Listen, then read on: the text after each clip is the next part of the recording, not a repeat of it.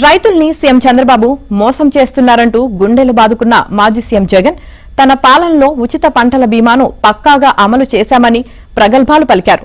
కృష్ణా జిల్లాలో తుఫాను ప్రభావంతో దెబ్బతిన్న పంటలను పరిశీలించిన సందర్భంగా ఆయన ఇలాంటి ఉత్తుత్తి గొప్పలు చాలానే చెప్పుకొచ్చారు. తాను సీఎంగా ఉన్నప్పుడు చేసిందేమీ లేకపోయినా తుఫాను వస్తే సీఎం ఏం చేయాలో ఇప్పుడు ప్రవచించారు. పొలాలకు వచ్చి పంట నష్టాన్ని చూసి రైతులను ఓదార్చాలని సూక్తులు చెప్పారు.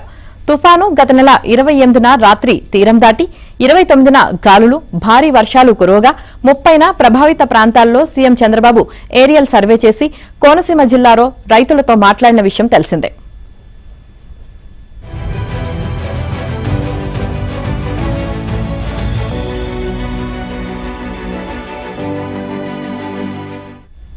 తన పాలనలో తుఫాన్లు వచ్చినప్పుడు క్షేత్రస్థాయికి వెళ్లి రైతుల్ని జగన్ పరామర్శించిన దాఖలాలే లేవు. కనీసం హెలికాప్టర్ దిగి పంట నష్టాన్ని స్వయంగా చూసిన సందర్భాలు అరుదే.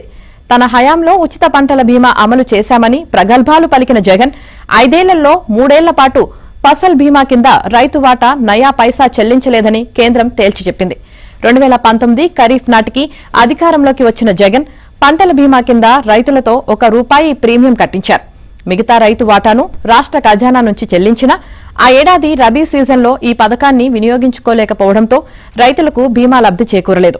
2020, 2021లో 2 సీజన్లోనూ అసలు ఫసల్ బీమా పథకాన్నే వినియోగించుకోలేదు.